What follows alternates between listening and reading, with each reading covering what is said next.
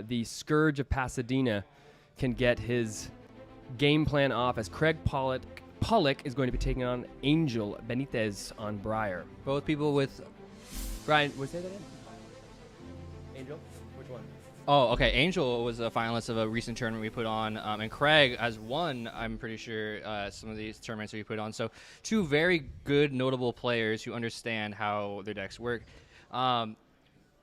This is going to be really tight. Angel, I know, has pulled off some crazy plays with Briar in order to kind of push ahead. I've seen him win some crazy games. I wouldn't think I've done things like that.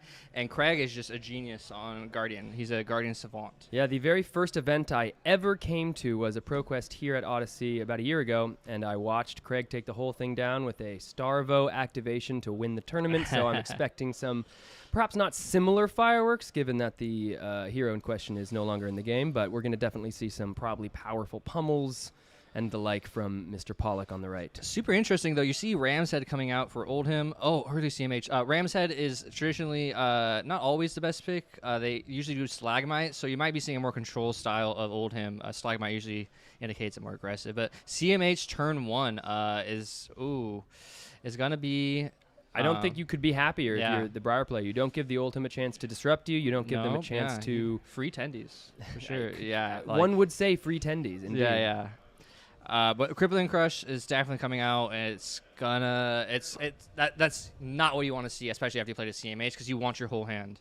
Yeah, and it feels like, again, that's exactly what you want to see if you're the Briar on your first turn. You begin doing what your deck wants to do, which is resolve a Channel Mount Heroic, get at least 3 attacks out of it, so you get more value than just, say, 2 Nimblisms. Yeah. But if you're the Oldhim player, to have in your opening hand the Spinal Crush response, I don't know if... Both people high rolled, and now we're back on the even, I think, kind of footings here. Angel looking to figure out a way around this, wanting to utilize that CMA she played out, but... also not wanting to drop cards down. It's Spinal Crush. It's not Crippling Crush. He has the option here he has that 4 block in his equipment suite. He only gets that one time, though, over the course of this game. That Crown of Providence. And it looks as though he just put his entire equipment suite in front of that. Oh, my gosh. Attack. Even Craig had a momentary, excuse me? I mean, that is definitely something you can do this early at 40-40. We're going to see this pay off for This is Angel. going to be a fascinating game of 100%. Angel better have an insane slap back here.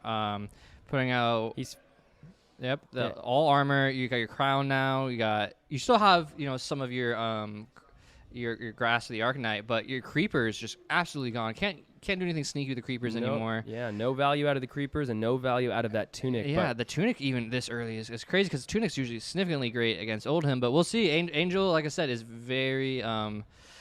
You said he likes to win in ways that you haven't seen traditional. before. Yeah, and perhaps this is we're going to get to see one of those times. We're seeing a fused Force of Nature after a Channel Mount Heroic, and suddenly things are starting to make just a little bit more sense. Nimbilism, creating a lightning token, hopefully. Yep. So by doing this with the Channel Mount Heroic +3, the Fuse +1, and from the Force of Nature, and then the +3 from the Nimbilism, we're looking at +7 on whatever this first attack is. Which is going to be a Rabble. Let's see a red. There's the red. Rabble only -1. It doesn't matter. Let's see what is that? That's going to be an 11, I think. 11? +7, counting. +4. Yeah.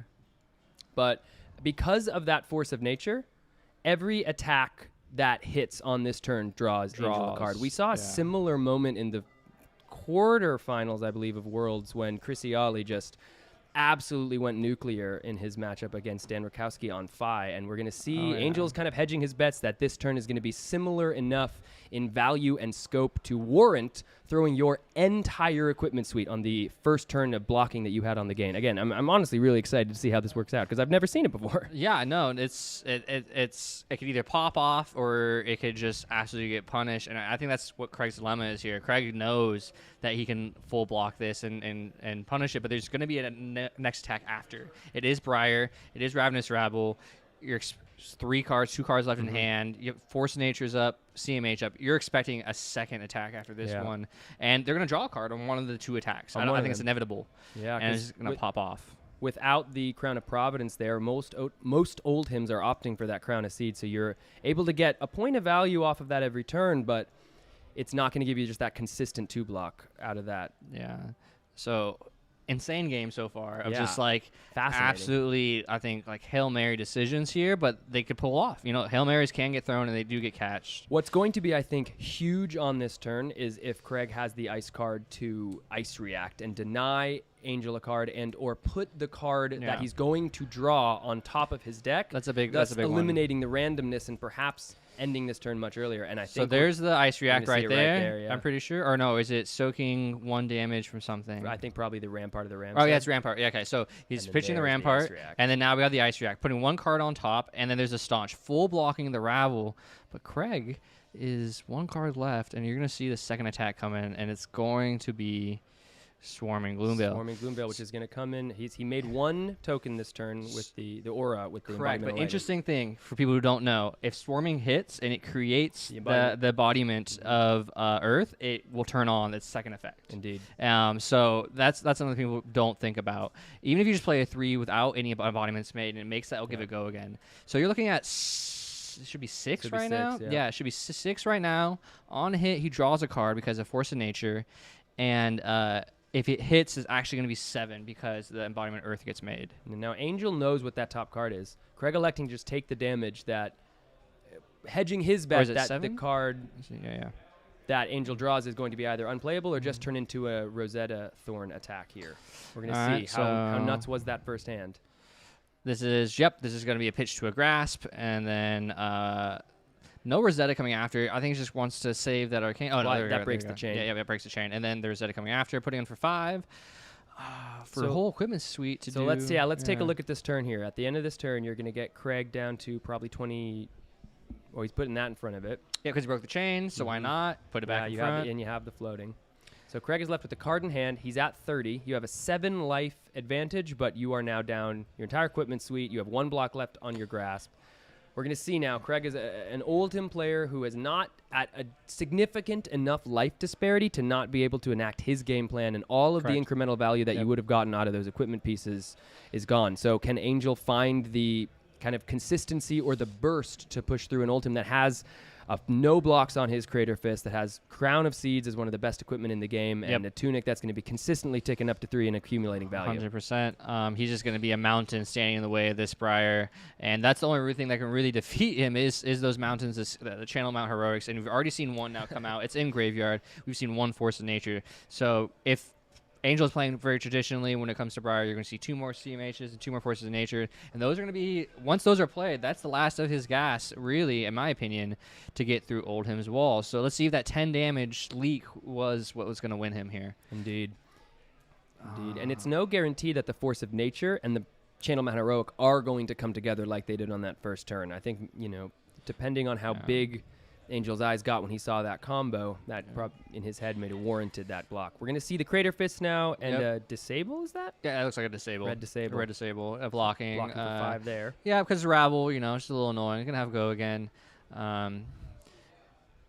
Yeah, we shall see. We're definitely in a gray area. I've never seen a Briar do this early. It's pretty cool, honestly. Yeah, It's a cool game. I'm glad we got this one on stream for you guys. Yeah, and that's why we're here. Just information, getting ready for PQs.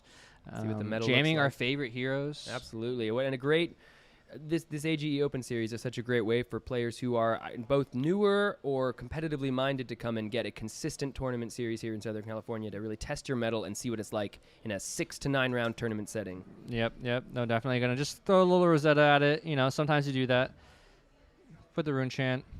I think, and that's the I would say the Runeblade bread and butter is a non-attack Rosetta, non-attack attack Rosetta. And that's often what Runeblades want to do. When they just swing the Rosetta for 2, it doesn't always feel good. It does happen. And Briar doesn't like blocking either. Briar for sure wants to continue putting pressure on Oldhim. One thing we're going to want to see moving forward. CNC, that's super strong. Oh, and here we no cop, because that's always the biggest thing. When I'm playing Talishar, or when I'm playing in paper, I never like using cop until I see a CNC. Like your first CNC, I should just absorb with cop every time because it's just that good. Yeah. You can't take advantage of it. In this case, cop being Crown of Providence. Yeah, cop being Crown of Providence. Because now This was the turn. You had the tunic counter floating plus the 1 off the blue is going to make this come in for a total of 10 damage, taking the arsenal card here and a card out of hand. So whatever no blocks, whatever gas Angel was trying to throw back at Craig here is going to be significantly hampered by this. Instantly humbled by the classic CNC pummel off will the humble blue card anybody. With the tunic. As soon as you see it coming, you have to wonder to yourself, is this what I think it is? And Always in this a case, strong it was. play. Always a strong play. And Briar being disrupted is not what they want. Figuring out, well, first off, the arsenal's dead, no matter what. Figuring out the discard now, and not having any armor to for any future attacks, like another Spinal Crush or another off the deck CNC. now. At this point, you're just playing with the cards in your hand. I mean, there are even. They're 27-27. Craig seems to be playing a little more aggressive, but do you think he has the agency, or he feels like he has the agency now to do so, given that incredibly aggressive move from Angel at the beginning? I think so. I think Craig was definitely kind of like, okay, and now Craig's just figuring out a way to stabilize the game. If Craig can stabilize and he can, get back into the rhythm of being Oldhim, which a CNC pummel will definitely stabilize on his end, then he can make quick work of this matchup. Well, maybe not quick work. Yeah, well, it's true. It's Oldhim. He's an old man who moves slowly, but it's we're definitely looking at what's going to be perhaps Craig Pollack here in the driver's seat. You can see him on the right there. He's considering his next action. Now, this erase face, let's talk about what it could, because erase face is going to be an attack for 6 plus the 1 arcane off the rune chant, and if it hits, it's going to turn off all talent and class types of your cards. So no ice fusing, no earth fusing. But it's just till the end of his next turn, right? So what do you think Craig would be worried about here if he takes this erase Channel face? Lake Frigid. If you have Channel Lake Frigid in hand, you want to play it. That could affect your because you don't have ice cards anymore, so you can't. Totally. It'll just immediately turn off. It could also be a multitude of things. Or just probably him just like trying to value his cards out and not wanting to take damage. Weirdly enough, we're at that early, like sprint out the gates, 27-26. I don't think I've ever seen Oldhim be at almost 25 health at 5 minutes in. So that's definitely interesting to see, because I think that definitely affects your decision making, because this Briar still has 2 CMHs and 2 Force of Natures. Yeah, definitely. If those pieces come together at the right time. But now here's a very this play with the Terra Sunder on the Winter's Wail. When you have your Crown of Providence, when you have your Grasp of the Arknight powered up, even your creepers, these 5 attack, dominate, discard 2 cards are much, much less threatening, but it's all coming back to that first turn when we talked about where are the ramifications of this really going to come into play, and here's another instance of it, of your armor is gone, now this attack is suddenly at the 2 cards. Yeah. No, definitely you're seeing having to full block from hand on turns you might not want to, but thankfully this round's on me. This taking 1 in a frostbite, I'm pretty sure, or no, that wasn't fused. Okay, so that was just the Terra Sunder. So just taking the 1, no big deal. Oh yeah, my mistake there. I saw it in the pitch zone and got excited. I thought it was played. You're good. Here we go. Tome. I see Angel just trying to set up a nice turn. So you pitch the grass first, you make the Rune Chant, which is an aura, and then you play Storming Gloomveil, which now has Go Again. Pretty easy, free move, and then you're going to swing Rosetta, like 5-6 damage. All you can really do with a small hand. Storming's super flexible here. Yeah, and if you're Angel, you're hoping that Craig has a hand that either is awkward to block with, or maybe he snap takes the 6 damage. Unfortunately, we know Craig to be such a methodical player and such a definitive Oldhim master that you know he's going to be thinking through his entire turns. There's 41 minutes left on the clock, so they're not pressed for time. Nope. You get the sense here that Angel is looking for. I mean, Angel is looking for those power cards. This is what the deck is trying to do, is find the Channel Man Heroics, find the Force of Natures. And so at this point, it's staunch the bleeding. It's apply enough pressure so that Oldhim can't be coming at you with the consistency of the pummels and the big attacks, the disruptive attacks. Yep. Even a Frostfang at this point would require 2 cards. I think, like I said, Craig's playing a more defensive-oriented, playing more into the abilities. But just because you're playing defense, it doesn't mean you don't run Spinal Crush. You don't run, good Guardian cards here. And Spinal is a big thing. So Spinal, if it hits for the Crush effect, which is 4 or more, it's going to make it so cards can't get Go Again. Breaks your spine. You can break that spine. Break that spine. This attack's coming in for 9. Huge on Briar, because Briar likes going wide. Oh, yeah. So now here, if Angel, trying to look at the hand, it looks like a Lightning Surge, an E-Strike, and a blue Weave Earth, or maybe a red Weave Earth. So this hand would definitely be affected by the loss of Go again. Is Angel just going to be hedging his bets, pushing towards that Channel Mount Heroic turn, or is he going to... I mean, that's all you have as Briar, really, right? Is the Revel and Runeblood and Channel Mount Heroics. Yeah. Looking through to see what he's used, and wow, his early turns are just filled full of gas. You know? And Craig is at a life disadvantage here, but again, this is an attack that must be respected, because if you take the 4 off of this, it's going to severely hamper your next turn. So there's an E-Strike there. You could block E-Strike for 7. That's a totally respectable 2-card hand. It's part of why the card is so good, is its functionality and its versatility. Yep. It looks though we're seeing at least 1 block with the Scarf for only 2, because unless we missed an embodiment, but let's see what happens here. Yeah. Looks as though that crush is going to be active. He's representing that by leaving it out in the arena. Yep. So that was definitely a hit on the crush, just mitigating some of the damage while you can, and understanding, okay, I don't have Go again, but I can swing back for 7, which is a lot of damage to come out of Oldhim, especially when he's at 23. He's going to have to respect it. He's going to have to wait for those power cards, but Craig's still applying great pressure, I think, on Angel. So, we're talking about Angel and the position that he put himself in with the equipment block, but now if you're Angel here, you're representing 7 damage. Life is somewhat at parity. Now here it's going to get blocked by an inline strike of Craig's own and a sink below, but beautiful. You're putting yourself in a position that if you find the cards in the right order and Craig does not have the disruption, or Craig does not have the effectiveness on the crackback or on the blocking turn, perhaps you can climb your way back into this game. All right, disable, always annoying. I think that one, let me see. Look it up. 4 or 5 for 8 or 9. It's always one of those combinations.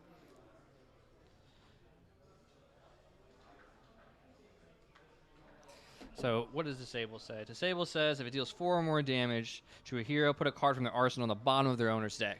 So it's kind of... Baby CNC. A little baby CNC that puts it in the bottom, but it's still card advantage you're taking away from an aggro deck, and they hate that. And you're not getting that card back with the effect of a Crown of Providence. It's on the bottom of your deck, but it's not in your arsenal. So it looks like he's just going to elect to take it.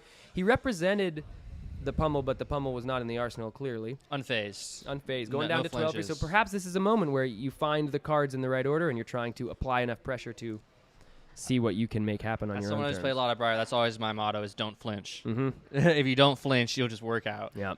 We got a Sonata coming down. No hits on the Sonata. Coax of Commotion, Runic Reclamation, and another attack action are not going to do it. Always hard, but if you can play another non-attack, then he does get the Lightning Embodiment, which isn't the end of the world, but Sonata always feels nice to hit. Certainly. Yeah. Playing a card to do nothing never feels great. Yeah, I don't run too many Sonatas in this one. I can see against Oldhim, but in aggro matchups, I don't traditionally put my Sonatas as Runeblade, just because it's a coin flip, and it just can do that, as you saw. It can also win you, but it can also lose you. So nice snatch. Yeah, I think we saw Channel Mount Heroic in his hand, but no Earth card to pitch towards it. So perhaps that Sonata was really looking for something like a blue Autumn's Touch, or blue Weave Earth, or blue even Tome of Harvest, something that can work towards that. Or Tome of Harvest wouldn't have worked off the Sonata, but yeah, no, I got you. Yeah, got a nice Earth card though. Help fuse. Earth blue that could have gotten you there. It's just going to be a setup for next turn. That taking the disable doesn't seem like it was necessarily worth it. Yeah, it's gonna be interesting to see here. He's going ahead and blocking with just that card, allowing him to draw a card. But again, at this point, when you already had a card in hand and a card that's going to your arsenal, that card draw effect is much less scary. Nice. So we do see the CMH go into Angel's hand, which is good. That means that Angel could potentially, Craig being at 20, push through a lot of damage, right? But what is this? This is... I think Choke Slam, right? Choke Slam, right? So Choke Slam says... Yeah, it's Choke Slam, you're right. Choke Slam says, if it deals 4 or more damage to a hero, attack action cards they control can't gain attack. So that means your CMH is functionally not working. Indeed, and so this is going to represent the full block, except once again... Pummel, I've been here as Briar. I'm going to block. I think it's a good idea. And then just immediately get pummeled. That's just how this matchup feels a lot of the time. And it looks as though Angel was... he was so ready to lose his arsenal after that last disable, but it's okay. You get to keep the Lightning Surge. That's going to be able to come in with Go again on your next turn, but... Angel going down to 5 here. Craig all the way up there at 20. This is looking like the writing is on the wall. It is definitely. I really applaud Angel for trying something and putting, putting the gas. Yeah, it was a pedal to the metal. Yeah, it was a very cool move, I will say. But Craig is a player that is not. Rarely see him phased by much. He's a very cool, calm, and collected. The man shows up in flip-flops and will just spike the ever-living crud out of a tournament. Yeah. But even he took a moment when those equipment pieces went in and said, "What? Excuse me?" This early at 40? At 40, I do not recommend giving all that equipment. It's usually at 20. Like I always find when playing Flesh and Blood, there's 3 sections of the game. There's the beginning of the game, the mid, and the end. And you act differently in each section for sure. And being eager to give your equipment, even if you have a CMH in hand, even if you have a Force Nature in hand, will always result, I think, of this, especially against a Guardian. If it was like a Phi, maybe, because Phi doesn't block, but Craig was able to not only take that damage, but then stabilize because he has a D-Reacts. He has cards that can pressure and disrupt him continuing past that, and bring Angel all the way down, and Angel has to block with cards from hand, which Briar doesn't like doing, and now we're behind. Tear Asunder. This is that. And this is a big thing, too, is not having Grasp to block Tear Asunder. I do not give my Grasp at all until I see 3 Tear Asunders, because you just block with 1 card and your Grasp. Easy. 1 card, your Grasp. But now, Tear Asunder is giving this hammer dominate and threatening a Frostbite and threatening you to discard 2. Yeah, this is that situation when you lose that equipment early.